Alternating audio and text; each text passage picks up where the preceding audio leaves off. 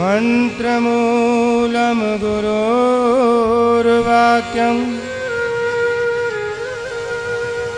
मोक्षमूलं गुरो कृपः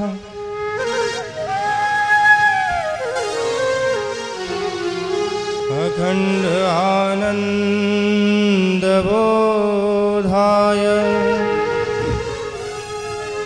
शिष्य संतापहारिणे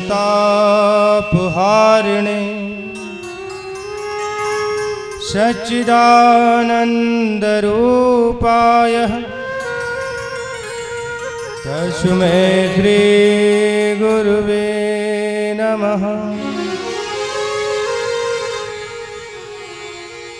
वसुदेवसुतं देवं कंसचाणूरमर्दनं देवकी परमानन्दं कृष्णं वन्दे जगद्गुरुम्।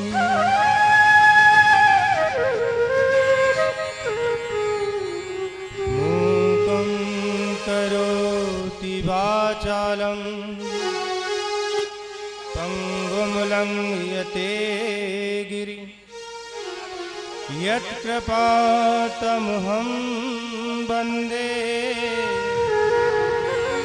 परमानन्दमाधवम्। दुर्लभो मानुषदेहो देहिनां क्षणभङ्गुरः तत्रापि दुर्लभं मन्ये वैकुण्ठप्रियदर्शनम्। कस्तूरीतिलकं ललाटपटले वक्षस्थले कौस्तुभं नासाग्रे परिमौक्तिकं करतले वेणुकरे कङ्कणम्।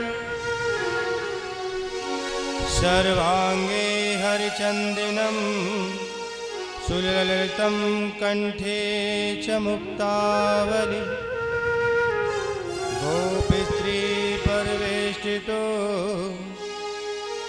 विजयते गोपालचूडामणि।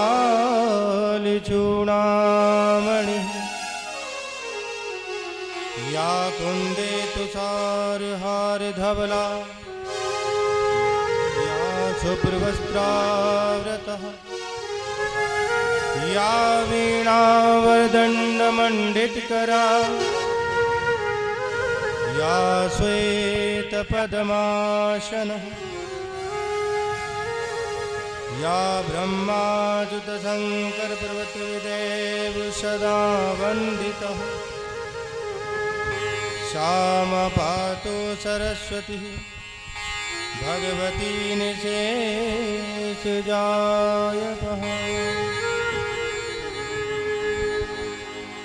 नारायण शासेजमेघपुत्रं द्वैपायनो वेदमहानिधानम्।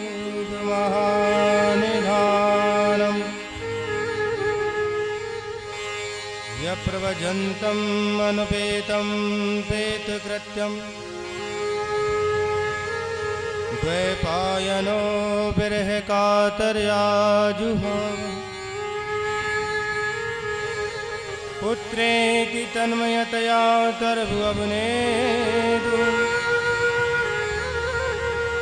स्तं सर्वभूतहृदयं मुनिमानतोऽस्मि।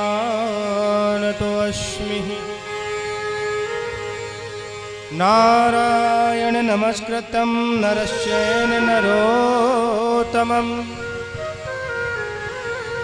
देवी सरस्वती व्यासं ततो जयमुदीरये।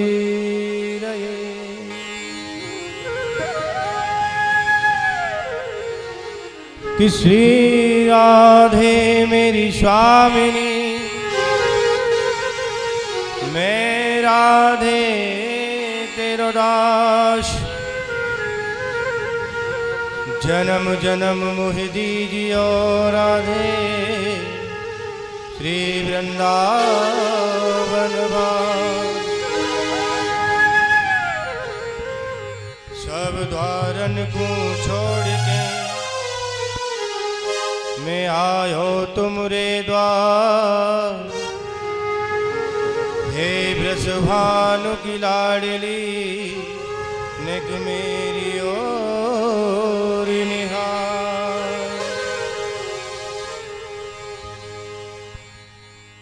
जय जय श्री राधे जय जय श्री राधे। तो आइए कथा प्रारंभ करने से पूर्व अपने मन को पवित्र करते हुए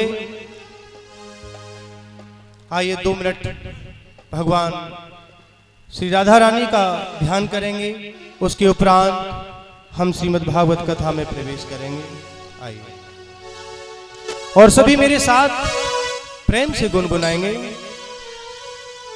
दोनों हाथ उठाइए और जोर से बोलिए जय जय श्री जय जय श्री। आइए मेरे साथ गुनगुनाएंगे। तेरी बिगड़ी बना देगी चरण रज राधा प्यारी। तेरी बिगड़ी बना देगी चरण रज राधा रानी। तेरी बिगड़ी बना देगी चरण रज श्यामा प्यारी। ताली बजाते रहिए।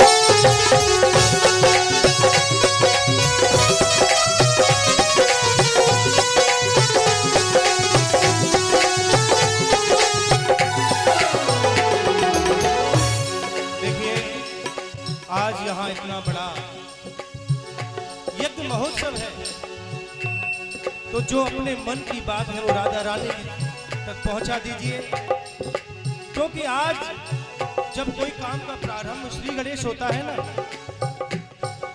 तो सबसे प्रथम अपने मन को पवित्र करते हुए और राधा रानी का मेरे साथ गुनगुनाइए। तेरी बिगड़ी बना देगी चरण राधा प्यारी।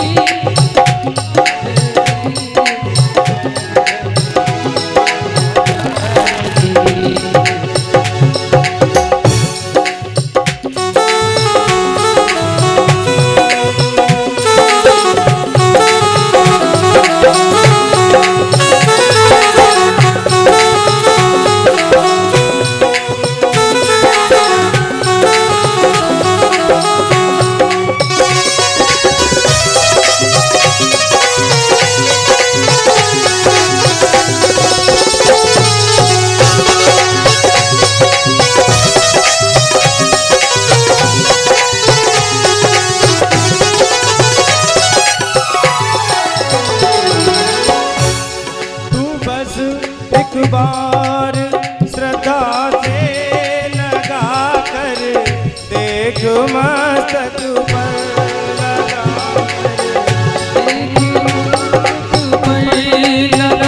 कर देख मस्तक पर तू बस एक बार श्रद्धा से लगा कर देख मस्तक पर श्री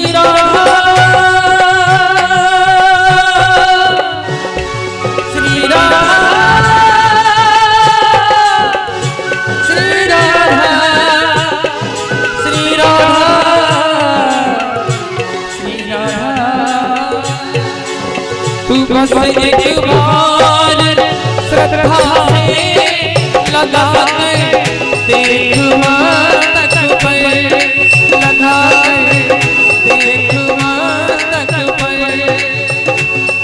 सोई सोई सोई सोई सोई किस्मत जगा देगी राधा प्यारी, तेरी बिगड़ी बना देगी शरण रज राधा प्यारी। हरि बोल।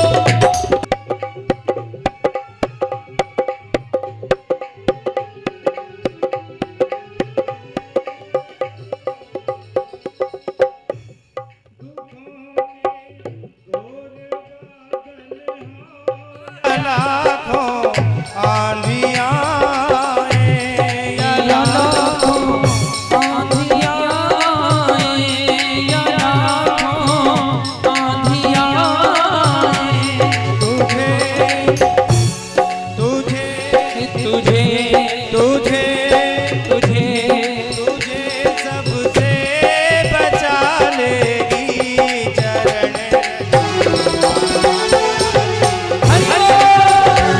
सबसे बचा लेगी शरण रज राधा प्यारी।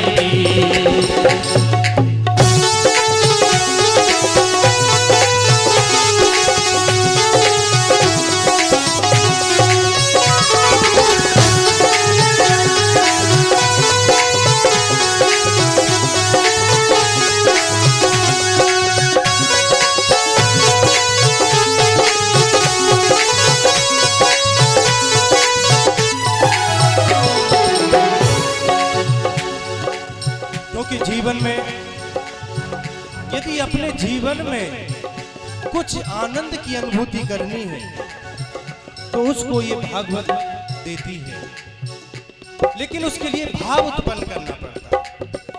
अब ये भाव उत्पन्न होगा तभी हमारी राधा रानी प्रसन्न होंगी और यहाँ आपको एक आनंद की अनुभूति होगी। तेरे जीवन अंधियारों में बनकर रोशनी तुझको बनी गई रोशनी तुझको, बनी गई रोशनी तुझको। नया नया नया नया रास्ता दिला देगी राधा प्यारी, नया रास्ता बता देगी शरण रज राधा प्यारी। तेरी बिगड़ी बना देगी चरण राधा प्यारी, तेरी बिगड़ी बना देगी शरण रज राधा प्यारी। तेरी बिगड़ी बना देगी शरण रज राधा प्यारी। तेरी बिगड़ी बना देगी शरण रज राधा प्यारी। तेरी बिगड़ी बना देगी शरण रज श्री राम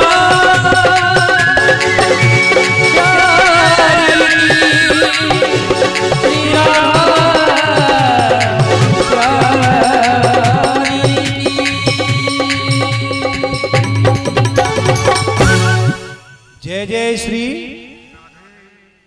दोनों हाथ उठाओ, बोलो जय जय श्री। आइए अब श्रीमद् भागवत में प्रवेश करते हैं। परम मंगलमय परात्पर अखिलेश्वर अकारण करुणा वरुणालय भक्त वांछित कल्पतरु श्री तानयुत बिंदित पीतांबरधारी श्री बालकृष्ण लाल की बांगमयी प्रतिमूर्ति श्रीमद् भागवत महापुराण।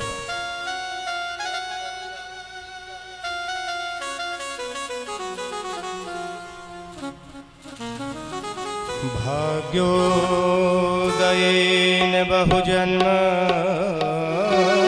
समर्जितेन सत्संगम चलवते पुरुषो यदा वह अज्ञान हेतु कृत मोह मंदांधकारनाशम विदाय ही तदो दयेत विवेकः। एक जन्म नहीं, एक जन्म नहीं, अनंत जन्मों के जब हमारे पुण्य उदय होते हैं तब श्रीमद् भागवत कथा श्रवण में रुचि उत्पन्न होती है। ये कथा कोई मनोरंजन का विषय नहीं है। हम अपने घर से चले और हमने ये विचार किया कि चलो आज वहां भागवत कथा हो रही है तो थोड़ा नृत्य करेंगे, आनंद लेंगे। अगर इस भाव से कोई भागवत कथा श्रवण करता है तो वो अपने लिए एक पाप एकत्रित कर लेता है। श्रीमद् भागवत कथा सुनने का उद्देश्य क्या है कि अपने जीवन में कुछ परिवर्तन आए, हमारे जीवन की जो क्रिया है वो भगवान श्री कृष्ण के चरणों में लग जाए। ये हमारा उद्देश्य है। श्रीमद् भागवत कथा का उद्देश्य क्या है? श्रीमद् भागवत कथा क्या है? हम क्यों सुने श्रीमद् भागवत कथा? देखिए, मेरे ठाकुर जी के बैकुंठ गमन के 300 साल के बाद सुखदेव जी ने यह भागवत कथा परीक्षित को सुनाई। उनके 200 वर्ष के बाद यही कथा गोकर्ण जी ने धुंधकारी को सुनाई और उनके 300 वर्ष के बाद यही श्रीमद् भागवत कथा सनत कुमारों ने नारद जी को सुनाई। तब से आज तक ये कथा चल रही है, क्योंकि हमारे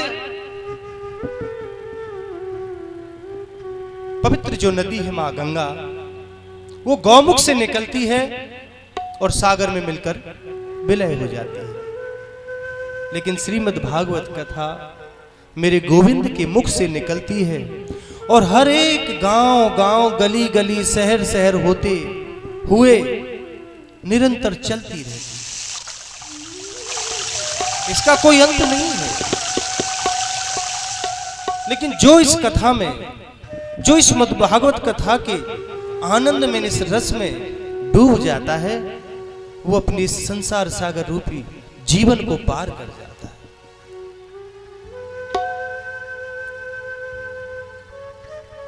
आइए चलते हैं नैमिषारण्य की ओर, जहां 88,000 ऋषि एकत्र हैं और आदरणीय सुखदेव जी, सूत जी महाराज उन 88,000 ऋषियों को श्रीमद् भागवत कथा श्रवण करा रहे हैं।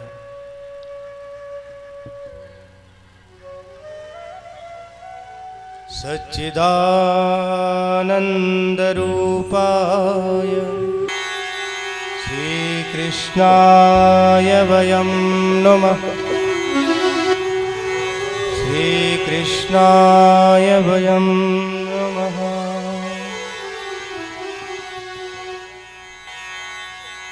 जीवन में 3 बात समझने की है: सत, चित और आनंद।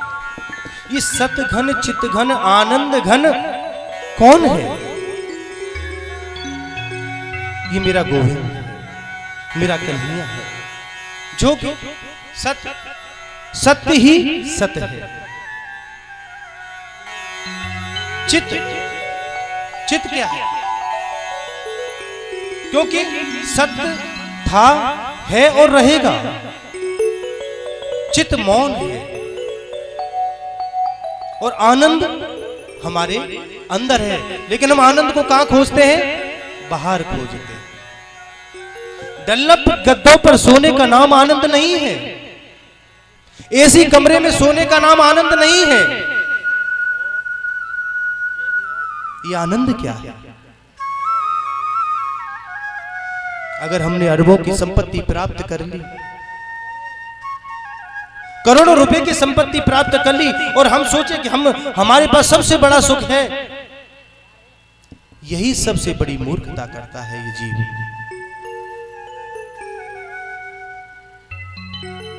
क्योंकि आनंद तो सिर्फ मेरे परमात्मा का स्वरूप है। आत्मा के ज्ञान का नाम आनंद है। जिसकी कृपा से ये संसार चल रहा है, वो मेरा कृपालु, मेरा दो गोविंद आनंद का स्वरूप है।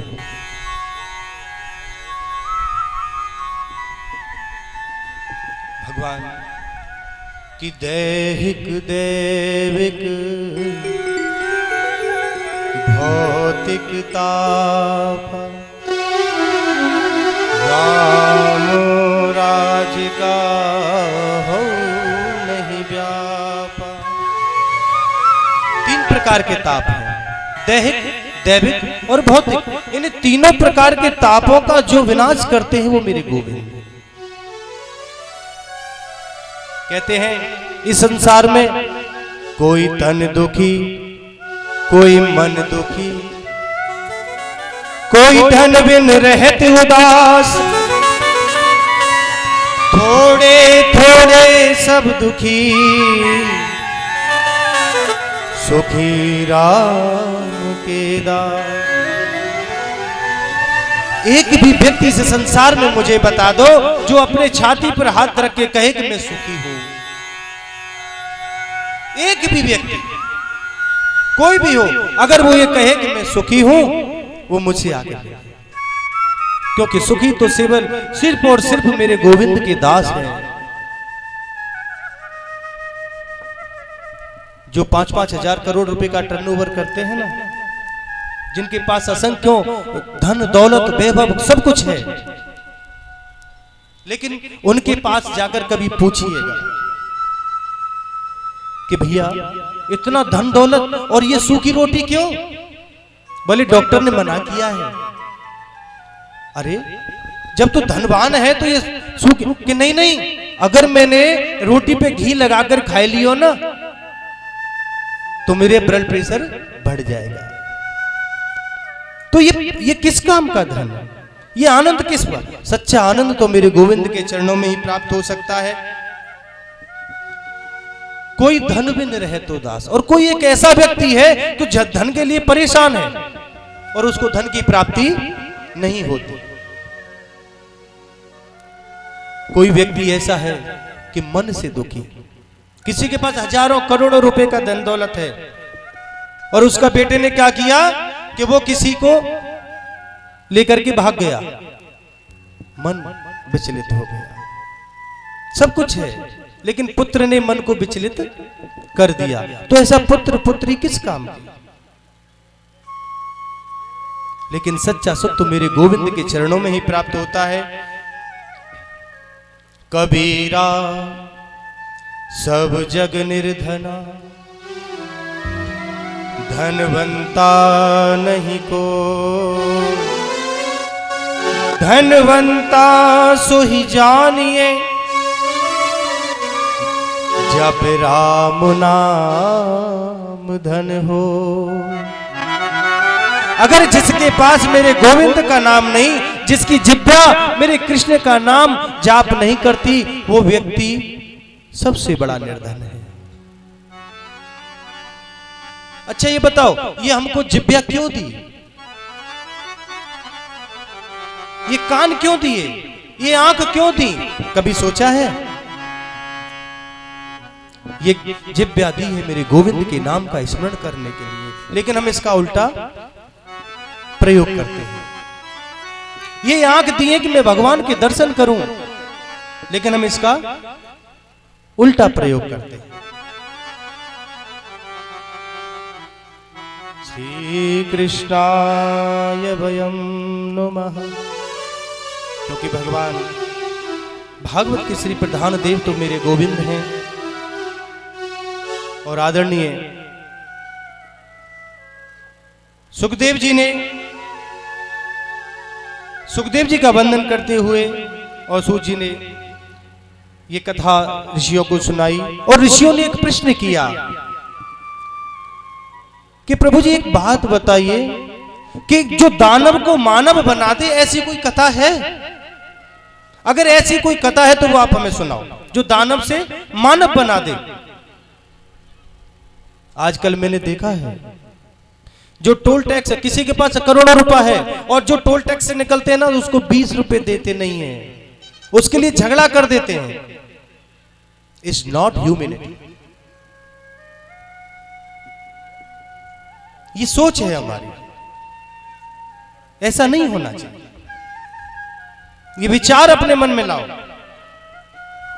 क्योंकि कोई सूत जी महाराज कहते हैं कि यही कथा के माध्यम से, क्योंकि जिस समय सूत जी कथा सुना रहे थे तो सोनकादि ऋषियों में बड़े बड़े ऋषि जिनकी हजारों वर्ष की आयु है वो वहां विराजमान हैं और सूत जी उनको कथा सुना रहे हैं। तो उन्होंने कहा कि प्रभु अब कोई ऐसी कथा हमें सुनाई जिससे मनुष्य जीवन तर जाए। सूत जी बड़े प्रसन्न हुए कि बहुत ही सुंदर प्रश्न आपने हमसे किया है। देखिए हमारा जीवन क्या है, ध्यान दें कि हमारा जीवन एक अजगर के मुख में विराजमान है। ये संसार एक अजगर का स्वरूप है, इसमें हम बैठे हैं, न जाने कब अजगर का मुख बंद हो और हमारी लीला समाप्त हो जाए।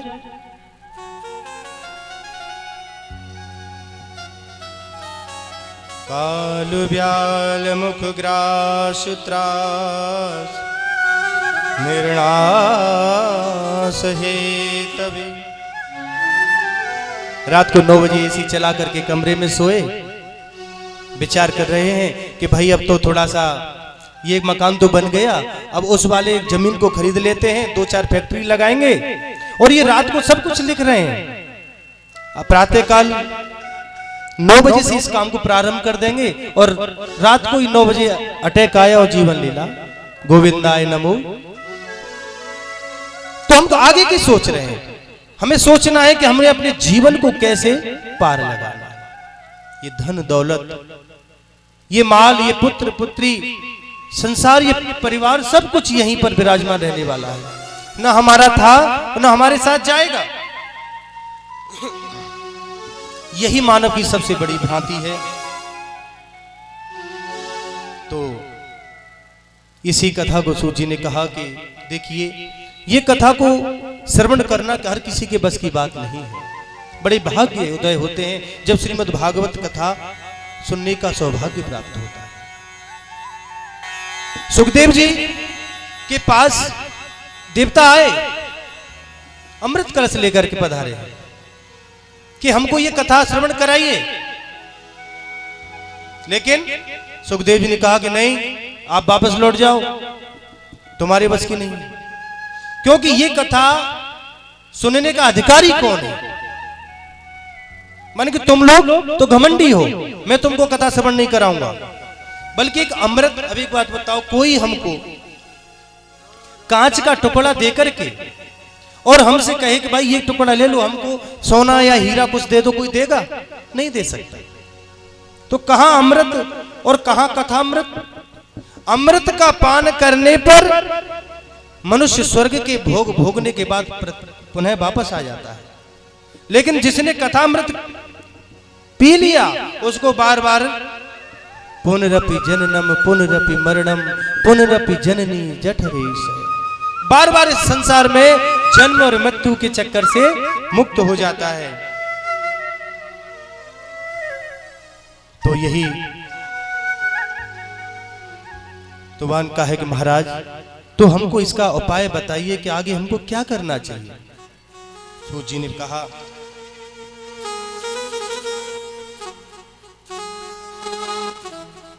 कि देखो